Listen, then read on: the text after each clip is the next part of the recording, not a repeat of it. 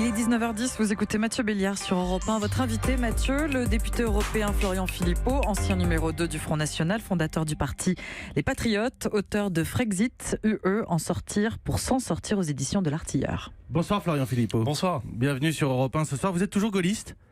Ah, je suis toujours gaulliste. D'ailleurs, je célèbre demain à Colombey et deux églises la mémoire du général, tout à fait. Vous vous revendiquez toujours du général de Gaulle ? Oui. Vous me voyez venir, évidemment, Florian Non, je ne me Philippot. revendique pas du général de Gaulle. Ce serait très présomptueux. Je suis gaulliste, adapté au XXIe siècle, mais j'ai toujours été gaulliste. Pourquoi est-ce que vous dénoncez une faute majeure d'Emmanuel Macron ? Oui, je vous voyais venir, évidemment, c'est quand même assez facile, Florian Philippot. Mais vous voyez, je dis gaullisme adapté au XXIe siècle parce que je pense que c'est plus la même époque. On sait que le général de Gaulle, il a toujours eu à cœur d'abord de réconcilier les Français. On sortait de la guerre, le pays avait été terriblement divisé, c'est le moins qu'on puisse dire, par cet épisode tragique de Vichy, et il a voulu réconcilier.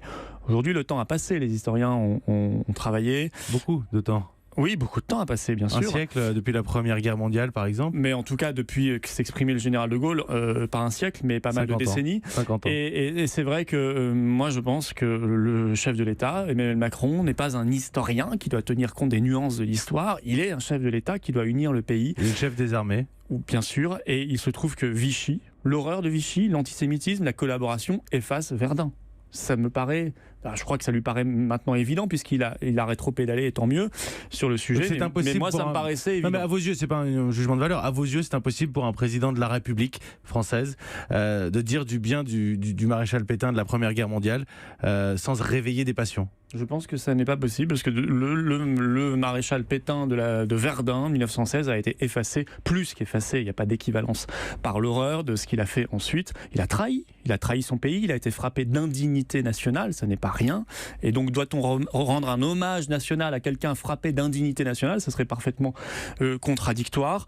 Donc voilà, il a renoncé et j'aurais préféré, vous voyez, qu'il célèbre 1918 la victoire par une commémoration militaire. Ce que là, il a refusé. Et là, malheureusement, Macron n'a pas rétropédalé. Et je trouve que ça n'est pas respectueux des poilus et de la France, tout simplement. Mais sent-il la France, Emmanuel Macron ? C'est une vraie question qu'on doit se poser. J'ai l'impression qu'il ne la sent pas.